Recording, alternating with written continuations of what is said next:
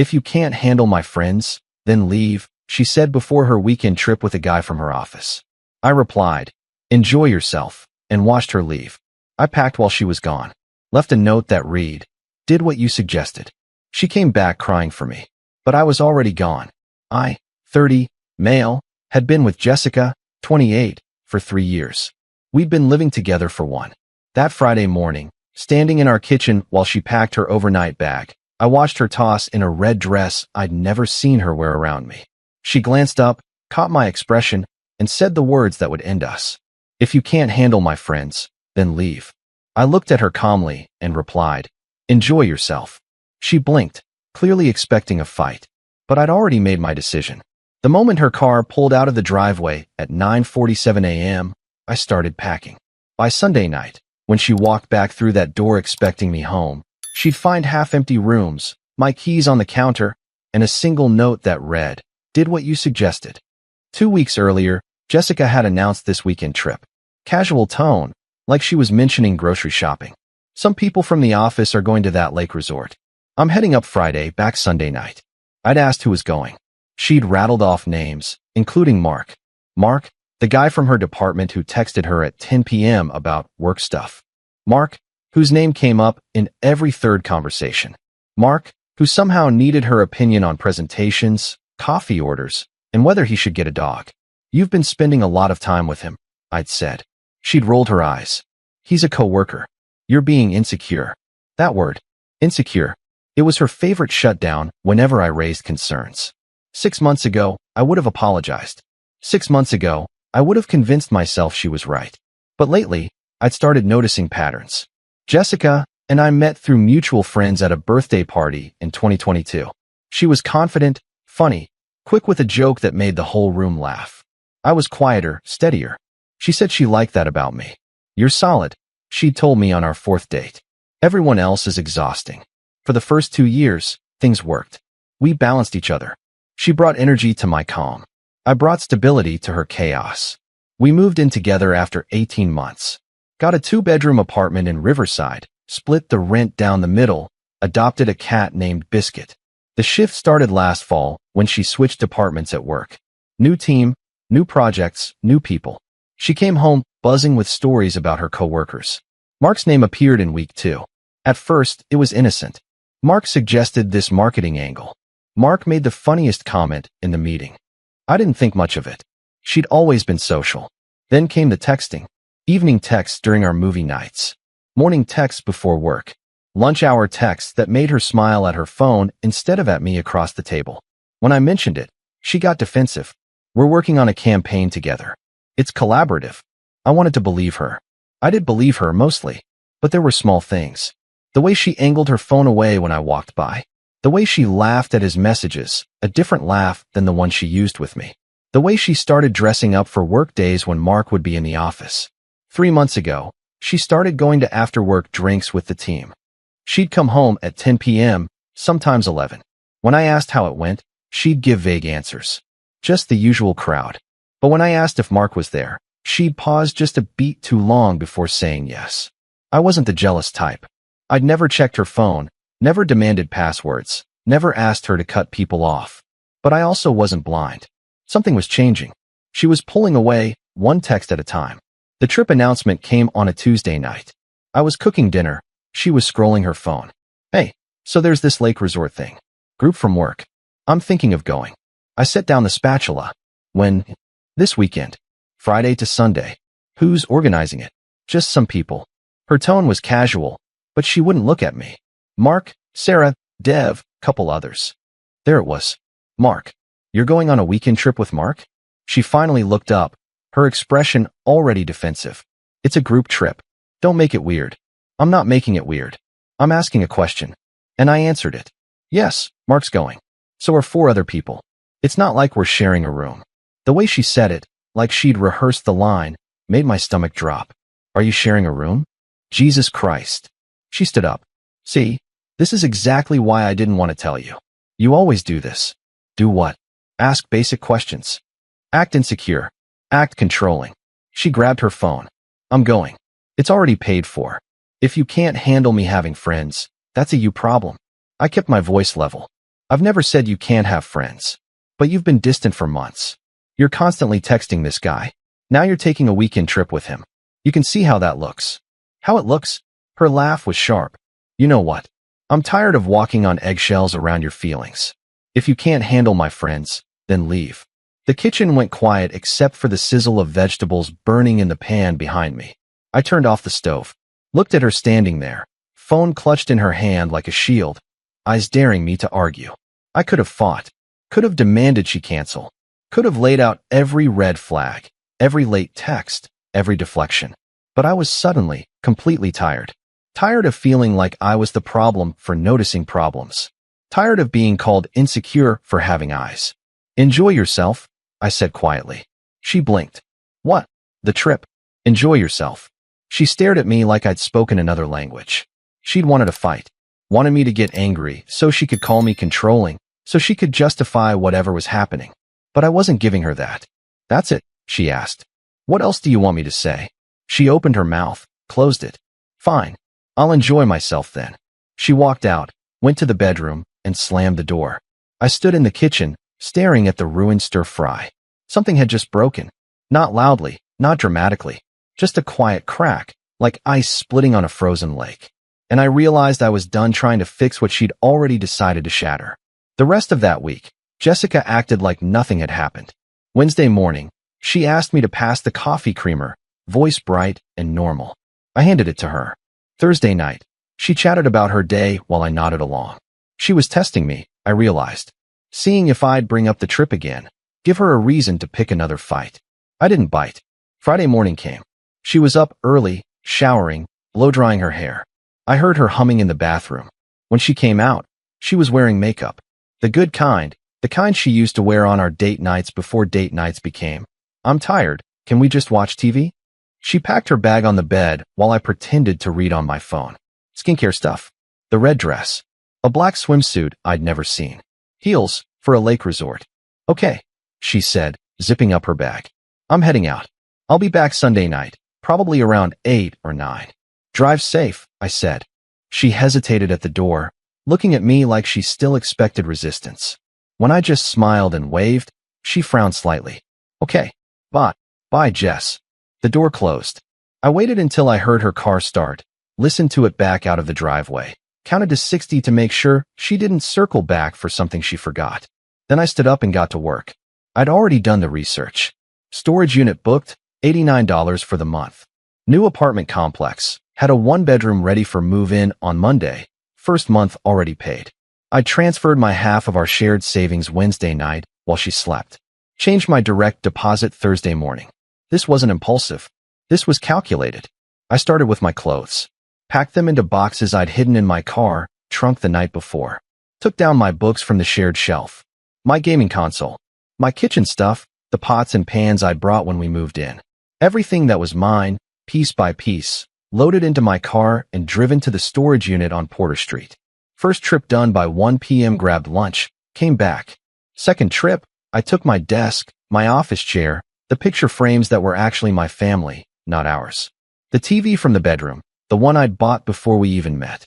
By 6 p.m., the apartment looked gutted. Not empty, because her stuff was still there, but hollowed out. You could see the exact shape of my absence. The bookshelf with gaps. The living room missing the side table. The bedroom with only one nightstand. I saved Biscuit for last.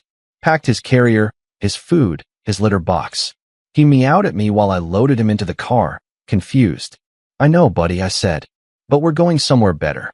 Sunday morning, I came back one final time. Walked through with my phone, recording every room to document the condition I'd left it in. Clean, undamaged, just missing me. I set my keys on the kitchen counter. Next to them, I placed a single piece of paper. Did what you suggested. That was it. No explanation.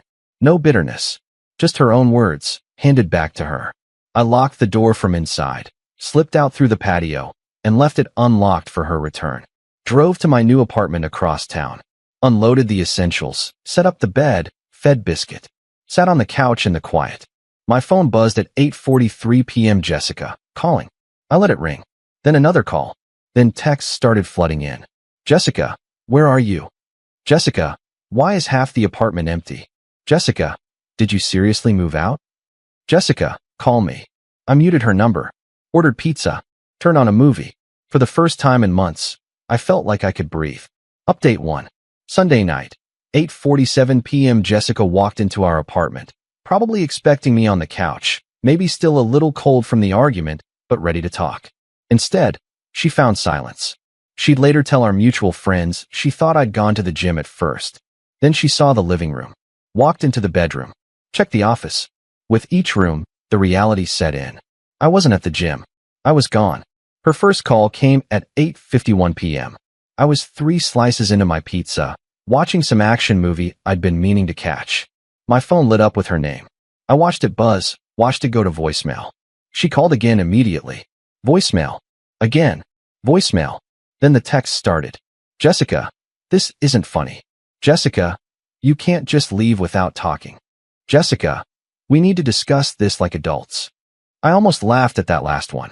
Discuss it like adults. The same conversation she'd shut down with, if you can't handle my friends, then leave. I'd handled it. I'd left. What was there to discuss? More calls. I counted 12 in the first hour. Then they stopped. I figured she'd given up, maybe called a friend to vent. But at 11:34 p.m., my phone buzzed with a different kind of message. Jessica, I know I messed up. Please come home so we can talk. I'm sorry. Sorry.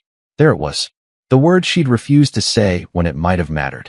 Now, when I was already settled into a new place with my cat purring next to me, she was sorry. I didn't respond. Turned my phone face down and went to sleep. Best sleep I'd had in 6 months. Monday morning, I woke up to 23 new messages. Some from Jessica, some from our mutual friends.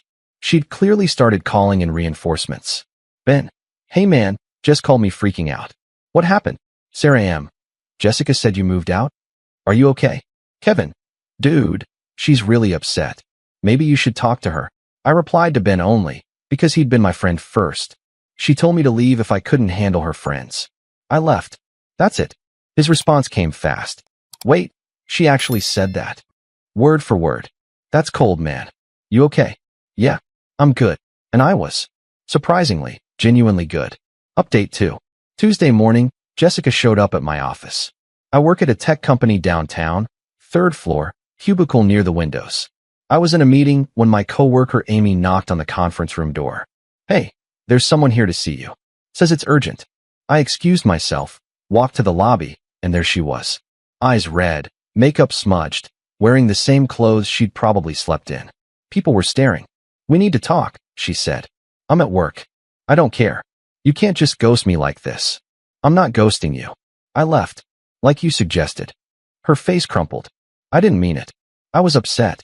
You know I didn't mean it. Did you not mean the words? Or did you not mean for me to actually do it? She stepped closer, lowering her voice. Please, just come back. We can work through this. There's nothing to work through. You made a choice. I made mine. What about the apartment? The lease is in both our names. You can't just bail on rent. There it was. Not what about us, but what about rent? I pulled out my phone, showed her the bank transfer I'd made Sunday night. My half of next month's rent and utilities, sent directly to the landlord with a note that I'd be off the lease effective immediately. You're covered, I said. I'm not bailing on anything. She stared at the screen. You really planned this. While I was gone, you just planned all of this. You gave me the whole weekend. I didn't think you'd actually leave. Her voice cracked, loud enough that my coworker Tom glanced over from the printer. That's not my problem, Jess. So that's it. 3 years, and you're just done. You were done first. You just wanted me to be the one who looked bad for walking away. She didn't have an answer for that. She stood there, tears streaming down her face, waiting for me to break. To say, okay, fine, let's talk. To be the one who gave in, like I always had before. I didn't. I need to get back to work, I said. Turned around, walked back to the elevator, and didn't look back. Heard her crying in the lobby. Heard the receptionist asking if she was okay. By the time I got back to my desk, she was gone. That afternoon, the texts started coming from a different angle. Jessica, Mark and I aren't together. We didn't do anything. It was just a group trip. Jessica, you ruined everything over nothing. Jessica, I hope you're happy. You threw away what we had because you couldn't trust me. The messages were filled with anger now, not sadness. The grief phase had ended. Now came the blame phase. It was my fault. My insecurity. My inability to handle her having friends.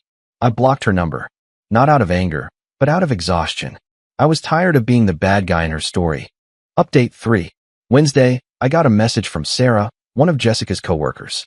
We'd met a few times at company events. She wasn't close with Jessica, more of a work acquaintance. Sarah L. Hey, I don't know if I should tell you this, but I thought you should know. Jessica and Mark shared a room at the resort. I heard them arguing about it Sunday morning before we left. She was mad he wasn't being clear about what they were. He looked uncomfortable. There it was. Confirmation. Not that I needed it anymore. The knowing didn't hurt the way I thought it would. Instead, I just felt validated. My instincts had been right. I wasn't crazy. I wasn't insecure. Me. Thanks for telling me.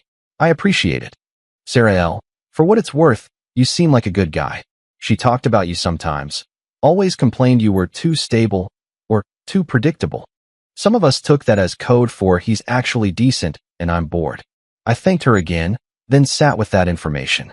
Too stable. Too predictable. Translation, I didn't play games. Didn't manufacture drama. Didn't give her the chaos she apparently craved. And Mark? Poor Mark probably thought he was getting the fun, spontaneous Jessica. He'd learned soon enough that chaos isn't a personality trait. It's a red flag. Thursday, I heard through Ben that Jessica had tried to move in with Mark. He'd turned her down. Apparently, a weekend fling wasn't the same as a commitment, and Jessica's assumption that they were together now had freaked him out. Ben, she's asking around about people who need roommates. Apparently can't afford the apartment on her own. Me, not my problem. Ben, cold man, but fair. Friday, I got an email from Jessica because I'd blocked her number. Subject line, please read. I almost deleted it. But curiosity won. I don't know what Sarah told you, but it's not what you think. Mark and I didn't plan to share a room. The resort messed up the bookings. We didn't even do anything. We just talked. I know how it looks, but I swear nothing happened. I see now that I pushed you away. I was selfish. I took you for granted. I thought you'd always be there, so I didn't appreciate what I had. I miss you. I miss Biscuit. I miss coming home to you. Please, can we just talk? I read it twice. Looking for the apology, the actual ownership. All I found were excuses. The resort messed up. Nothing happened. I pushed you away, like it was accidental. She missed me the way you miss a comfortable couch. Familiar. Convenient. Safe. I didn't reply. 3 weeks later, I heard from Kevin that Jessica had moved back in with her parents. The apartment lease was up in 2 months, and she couldn't swing the rent solo. Mark had apparently started dating someone else from their office. Jessica had filed an HR complaint about workplace harassment, which went nowhere because text records showed she'd initiated most of their conversations. Her social media told its own story. The first week after I left, her posts were vague and sad. Sometimes people give up too easily. Know your worth. The kind of posts designed to make me look like the villain. But by week 3, the posts changed. Can't believe I wasted 3 years. Men are trash. The classic breakup arc of someone who refused to look inward. Meanwhile, my life got quieter. Better. I set up my new apartment exactly how I wanted it. Hung up posters Jessica had always vetoed as too nerdy. Bought the gaming chair I'd put off getting because she said it was a waste of money. Started going to the gym again, something I'd let slide during the last months of our relationship when I was too tired from walking on eggshells. I reconnected with friends I'd drifted from. Tom from work invited me to his weekly basketball games. I said yes. We grabbed beers after, talked about nothing important, laughed. It felt normal. Easy. One Saturday, I ran into Jessica at the grocery store. She was in the produce section, looking at avocados. I almost turned around, but she'd already seen me. Hey, she said. Hey. Silence. She looked different. Tired. The kind of tired that comes from realizing you made a mistake you can't undo. How have you been? She asked. Good. You. Surviving. She gave a weak laugh. Moved back with my parents. It's temporary. That's good. More silence. I think about you sometimes, she said quietly. Wonder if I made a mistake. I looked at her. Really looked at her. Saw the girl I'd loved for 3 years, the one who used to laugh at my jokes and steal fries off my plate and curl up next to me during movies. But I also saw the girl who'd chosen drama over stability, chaos over peace, her ego over our relationship. You did make a mistake, I said. But not the one you think. She blinked. What do you mean? Your mistake wasn't me leaving. It was assuming I'd stay no matter how you treated me. Her eyes filled with tears. I'm sorry. I know. Can we try again? Start over. I shook my head. No. Why not? People make mistakes. People grow. Some mistakes aren't about growth. They're about showing who you really are. You showed me, Jess. And I believed you. She stood there, holding an avocado, tears running down her face. I felt bad for her, genuinely. But I didn't feel bad enough to go back. Take care of yourself, I said. Pushed my cart past her and continued shopping. That was the last time we spoke. Final closure. 6 months later, I was sitting in my apartment, Biscuit asleep on the couch next to me. I'd just gotten back from a weekend trip to the mountains with Tom and some guys from the basketball league. We'd hiked, camped, told stupid stories around the fire. It was simple, fun, the kind of fun I'd forgotten existed. My phone buzzed. Ben, hey, saw Jess is engaged. Thought you should know before you see it on Facebook. I opened the app, scrolled to her profile. There it was. A photo of her and some guy I didn't recognize, her hand prominently displayed with a ring. The caption read, "When you know, you know. Can't wait to marry my best friend." For months. She'd been with this guy for 4 months, according to the comments. I felt nothing. No anger, no jealousy, no regret. Just a mild curiosity about whether this guy knew what he was signing up for. Then I closed the app and forgot about it. The note I'd left, "Did what you suggested," had been the cleanest ending I could have given her. No arguments, no drama, no back and forth. She'd drawn a line in the sand, and I'd stepped over it. Permanently. People used to ask me if I regretted how I handled it. If I wished I'd fought harder, tried counseling, given her another chance. My answer was always the same. She told me to leave. So I left. Some people thought that was cold.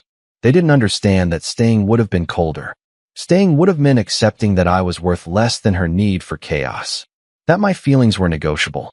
That respect was something I had to earn instead of something owed. I'd rather be alone than be someone's backup plan.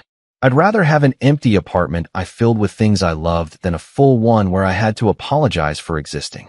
Jessica taught me something valuable in the end. She taught me that words have consequences. That boundaries aren't cruel, they're necessary. That when someone shows you who they are, you should believe them the first time. The weekend she'd left for that trip, I'd packed up 3 years of my life. But what I'd really packed up was self-respect. And when I walked out that door for the last time, I took it with me. Some rings start wars. Some trips in relationships.